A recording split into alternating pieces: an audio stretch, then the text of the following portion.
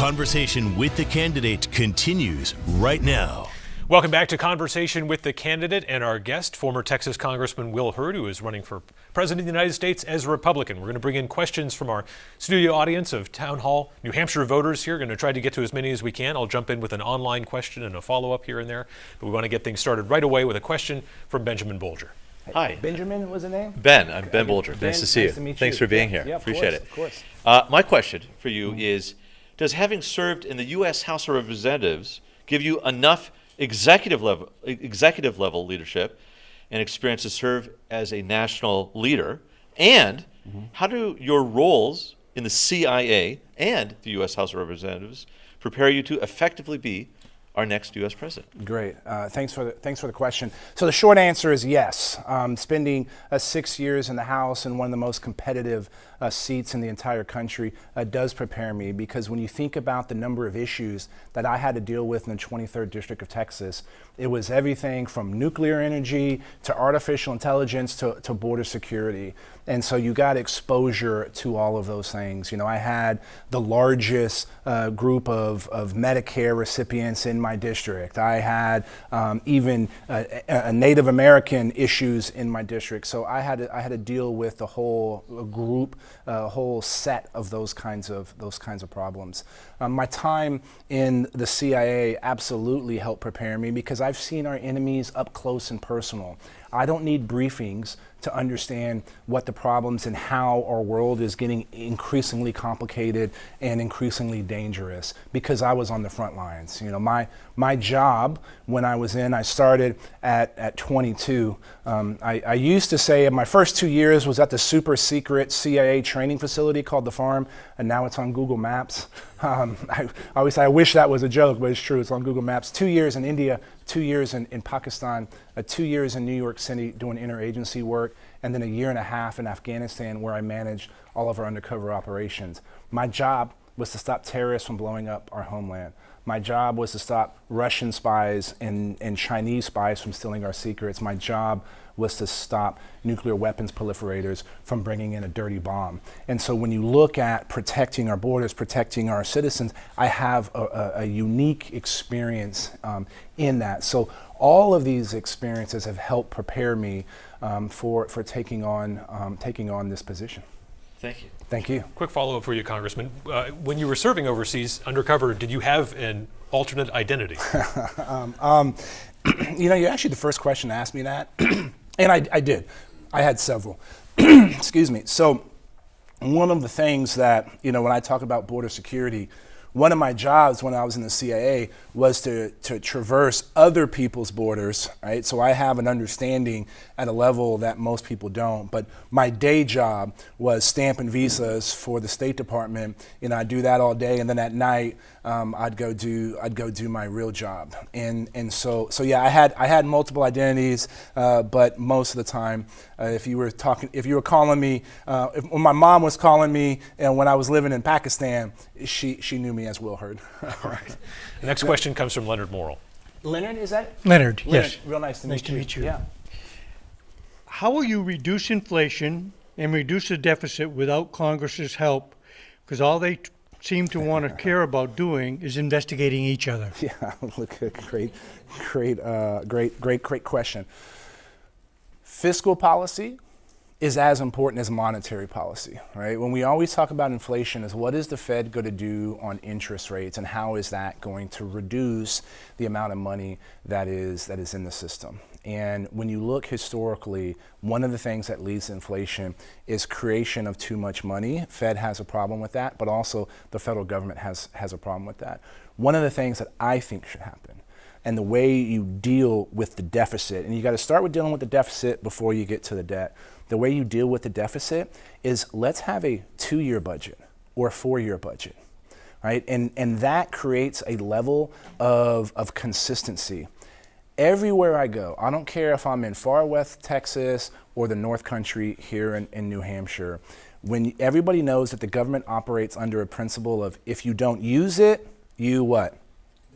Lose it. Right? Like, that is the craziest way, you know, to operate. And so the incentive structure doesn't exist to be efficient, to save money. But if you went to a 2 to even a 4-year budget over the life of a presidency, you would remove that and have the opportunity to start bending back that cost curve on our deficit, right? It's about 1.7 for our federal deficit, 32 trillion for our national debt. Those are some of the things that a president could ultimately do in order to address this. But it also requires us to work together. Here's the thing I learned. You know, I represented a district that went back and forth when I was in Congress, back and forth, Republican, Democrat. If every Republican voted for me, I would still lose, right? I had to get independents and Democrats, and what I've learned is we're better together, right? We can solve this problem, and based on some of the relationships I have on the Hill, you have to engage that, but ultimately show leadership in making sure we're using fiscal policy in the right way. Thank you. Thank you. Yeah. Next question comes from Joan Wetworth. Joan? Yeah. Hey, real nice to meet Nice to you. meet you. Yeah. You seem to be much more concerned about the impacts of global warming than many of your fellow Republican candidates. So I'm curious to hear about whether your administration's energy policies would be focused more towards promoting the development of renewable energy or increasing production of fossil fuels. We could do both. Is the reality of this, right? You know, climate change is real, but also we got to power our homes. It's the number, and Adam, you're going to have to fact check me on this. I believe around the world, it's about 1 billion people that don't have access to being able to turn the lights on at night, right? And so we need to make sure that we have energy. I represented, excuse me, the Eagle Ford Shale and the Permian Basin. The reason that the United States of America is energy independent is because of South and West Texas, a district I represented. So yes, we should absolutely continue to use an all the above energy strategy. But long term, we need to make sure that we have nuclear power.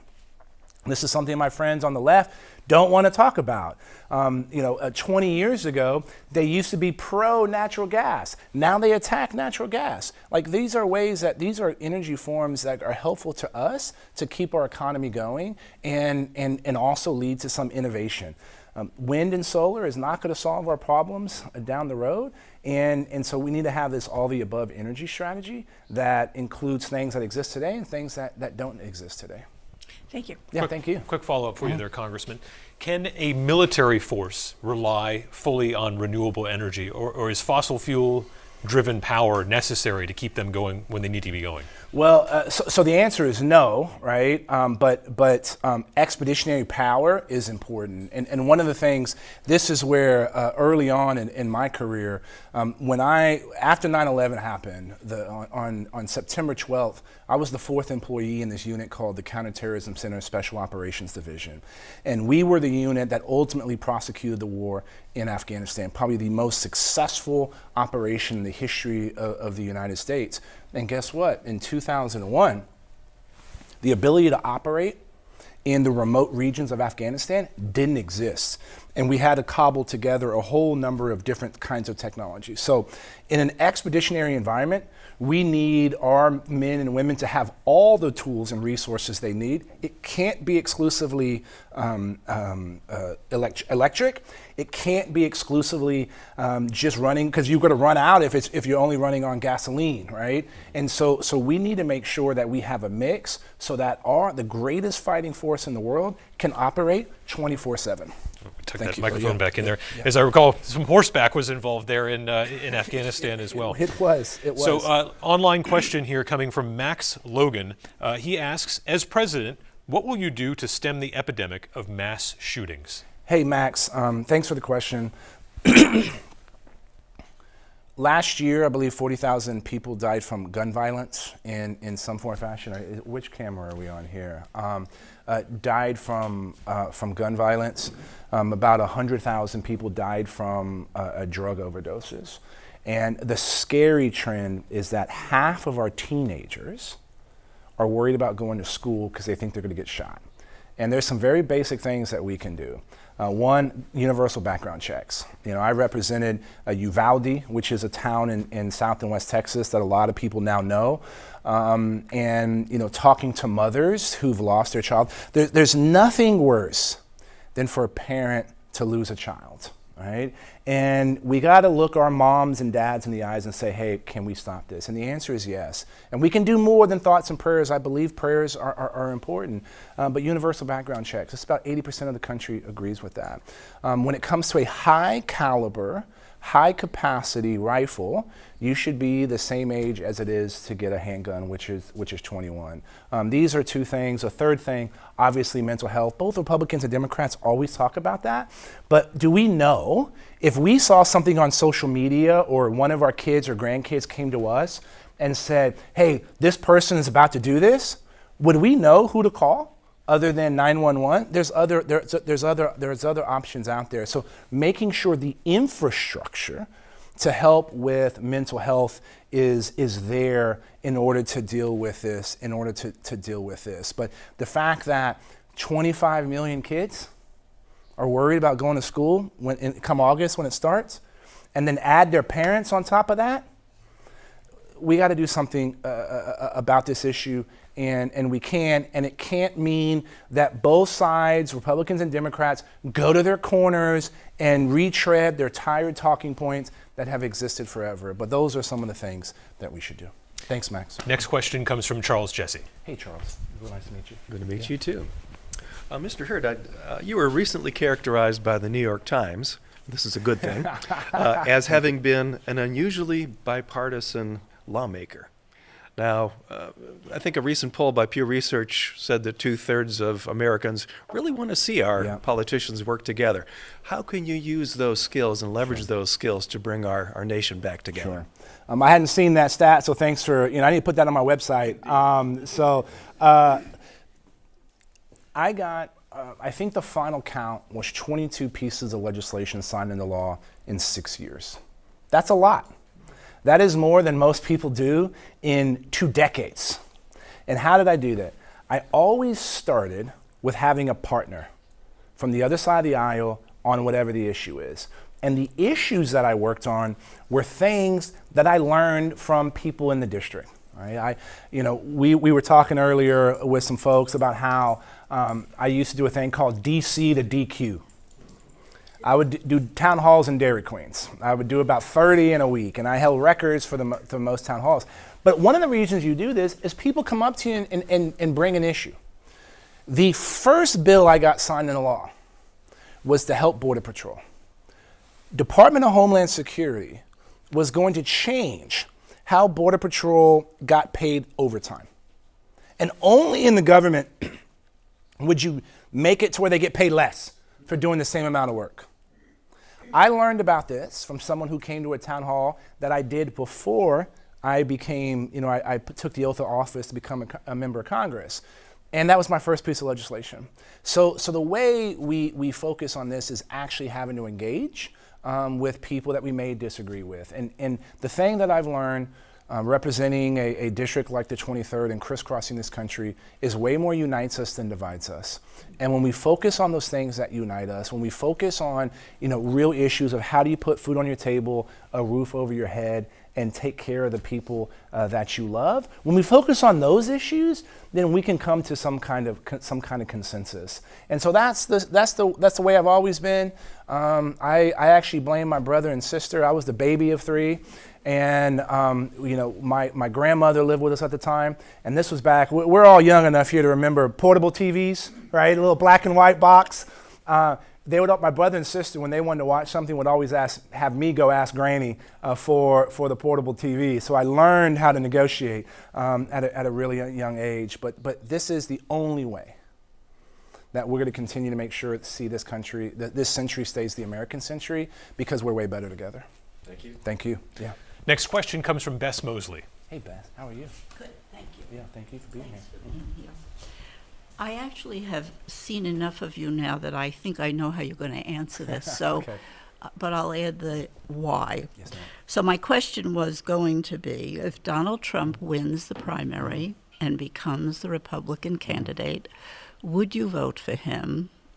And yes or no, why? Sure. So I've made it clear that the controversy I'm in apparently is that I refuse to sign the debate pledge. I'm working towards meeting all the requirements to be on the debate stage, 40,000 individual donors. So if anybody here, herdforamerica.com, you can give $1, help me get on the debate stage. But I said I'm not going to sign the pledge. And it's not about supporting the Republican nominee. It's that I can't support Donald Trump. And here's the thing. That's why I'm running in this race.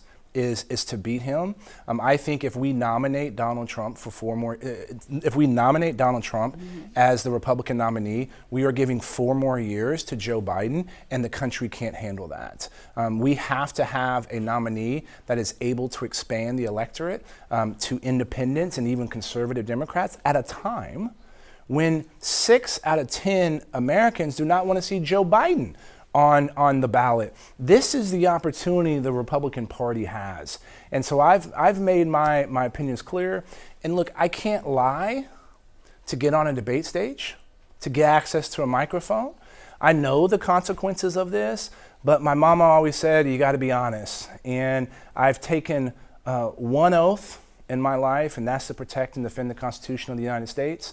I take one pledge, and that's when I put my hand on the heart and pledge allegiance to the flag of the United States. And 7 months ago, I took one vow. That's to my amazing and beautiful wife. And that's what I'm going to stick to. So if he were the nominee... We actually are at the end of our time for television here, Bess, so I appreciate that. Yep. Congressman Hurd, thanks for doing this portion on television. If you're interested in watching this continued conversation, this is going to continue online and on our mobile app, so meet us there. Thank you, Congressman. Thank you to our audience. Thanks for watching. Thank you.